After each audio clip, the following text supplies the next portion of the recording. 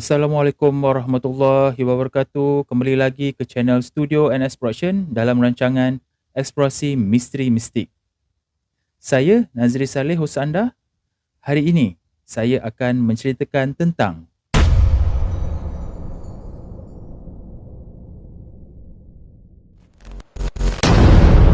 sumber maklumat yang kami perolehi dari kaedah ilmu kebatinan secara Islam iaitu Al-Haq.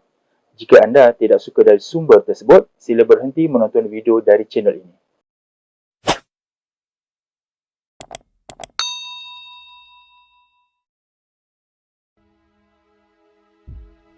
Tajuk kali ini merupakan tajuk besar di mana pertemuan Hang Tuah sebagai pembesar Kesultanan Melaka dengan Nabi Khidir di Mekah menjadi satu ujian keyakinan dan kepercayaan kepada bangsa Melayu dan peminat sejarah terhadap penulisan hikayat Hang Tuah.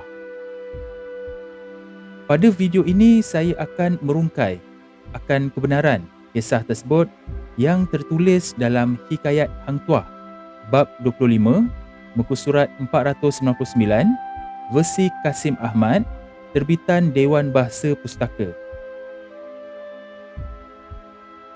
Secara sinopsisnya bagi memudahkan pemahaman anda, Raja Melaka menitahkan Laksmana Hang Tuah bersama para pembesar yang terpilih ke benua Rom untuk membeli meriam bagi memperkukuhkan pertahanan kota Melaka. Dalam perjalanan ke Rom, rombongan Melaka telah singgah di Bandar Aceh. Laksmana Hang Tuah berkenan menghadap Sultan Salahuddin, iaitu Sultan yang memerintah Aceh pada masa itu, serta diberikan layanan yang mesra selama 12 hari di sana. Rombongan Melaka meneruskan perjalanan ke benua Rom dan telah singgah di negeri Judah serta Mekah. Di Mekah, Hang Tuah telah bertemu dengan Nabi Khidir yang telah memberinya sebuah cembol yang mempunyai kuasa hikmat. Laksmana Hang Tuah juga mengerjakan haji serta melawat makam Rasulullah dan kubur para sahabat baginda. Kemudian, rombongan Melaka berlepas ke Mesir. Rombongan Melaka mendapat layanan mesra Syah Bandar Mesir kerana sikap rendah diri Laksmana Hang Tuah. Laksmana Hang Tuah juga berjaya membeli beberapa bedil di Mesir sebelum bertolak ke benua Rom. Berdasarkan pada sinopsis tersebut, menyatakan perkara seperti berikut. Yang pertama, Laksmana Hang Tuah berkenan menghadap Sultan Salahuddin, iaitu Sultan yang memerintah Aceh. Menurut sejarah, Sultan Salahuddin adalah Sultan Aceh yang kedua, memerintah dari tahun 1528 sehingga 1537. Kedua, Raja Melaka menitahkan Laksmana Hang Tuah bersama para pembesar yang terpilih ke benua Rom untuk membeli meriam. Di benua Rom yang dimaksudkan adalah negara Turki di bawah pemerintahan Daulah Uthmaniyah. Raja Melaka yang menitahkan Laksmana Hang Tuah ke benua Rom dipercayai adalah Sultan Mahmud Shah yang memerintah Melaka dari tahun 1488 hingga 1511 dan mangkat 1528. Ketiga, di Mekah, Hang Tuah telah bertemu dengan Nabi Khidir.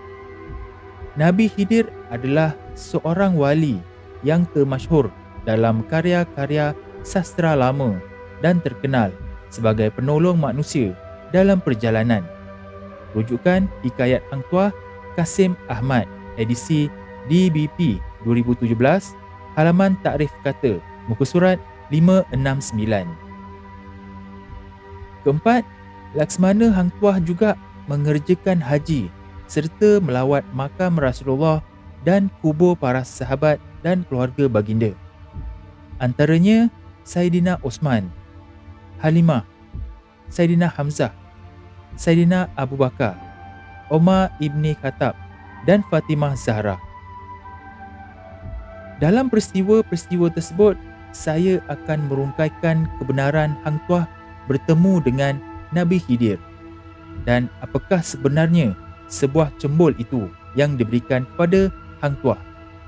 Adakah peristiwa tersebut benar-benar berlaku atau hanya sekadar rekaan penulis sahaja?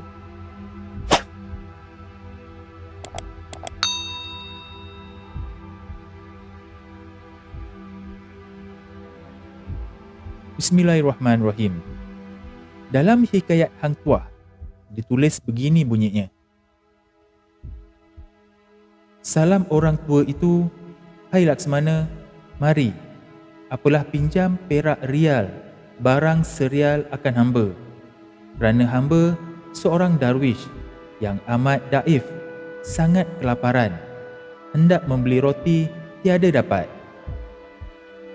Maka fikir Laksmana, ini bukan ia darwish rupanya.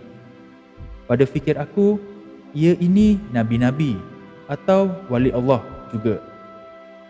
Maka Laksmana pun mengambil rial dalam bajunya, 2-3 rial, diberikan orang tua itu.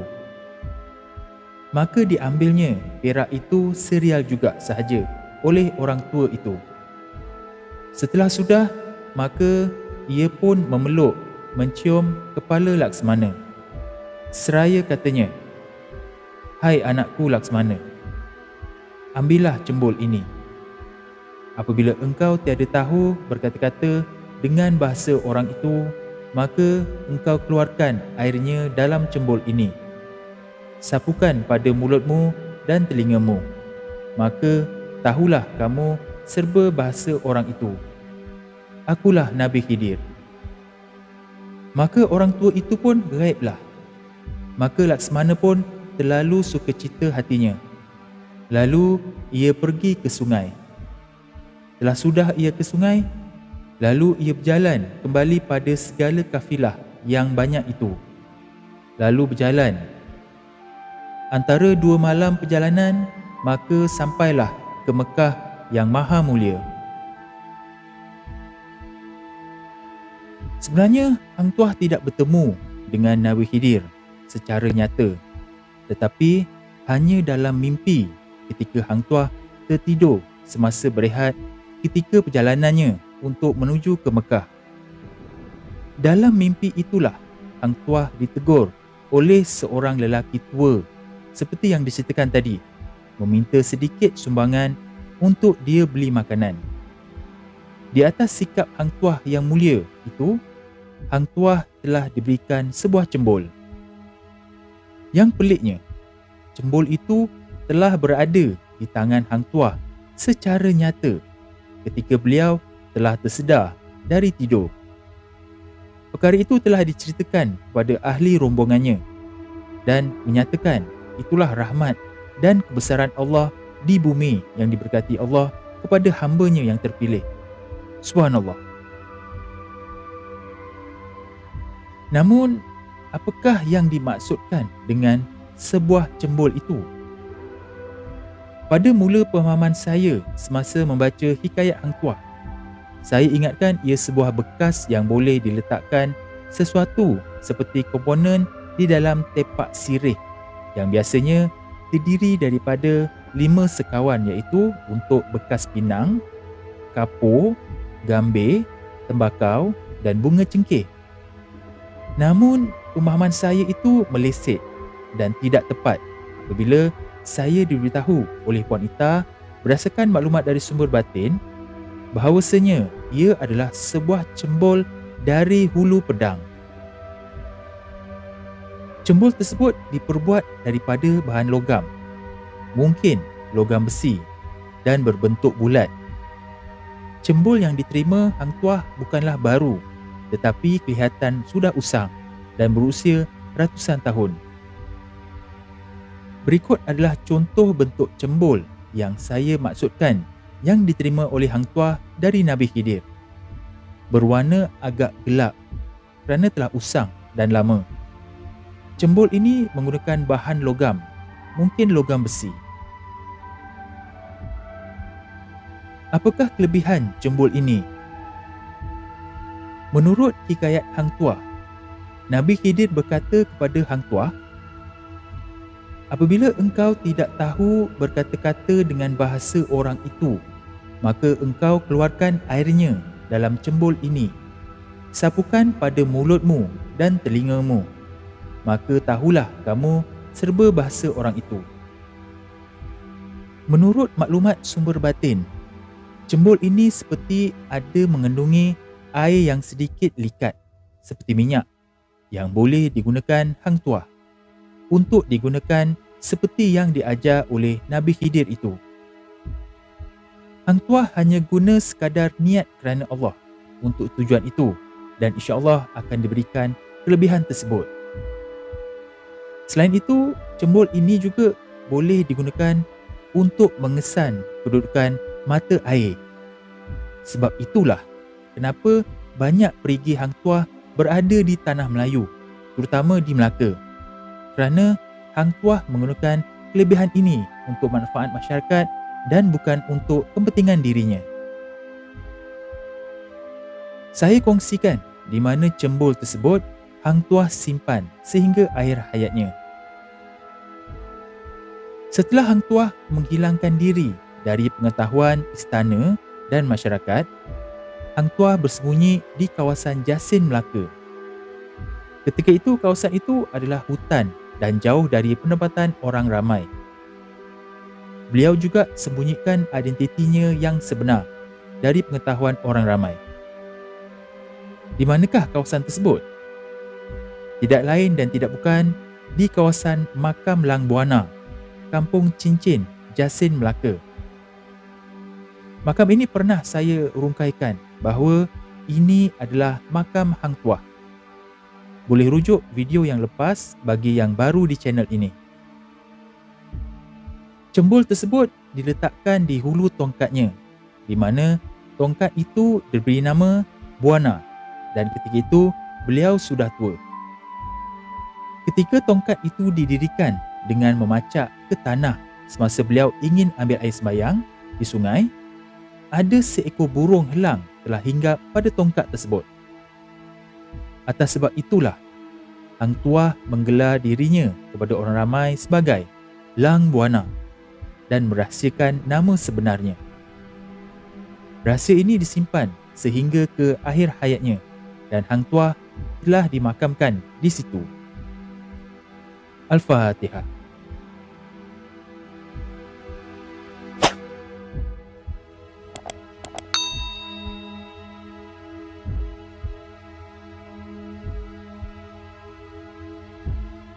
Jangan lupa sertai ahli member channel Eksplorasi Misteri Mistik ini dengan klik pada butang join di bawah video ini atau klik link pada ruangan description.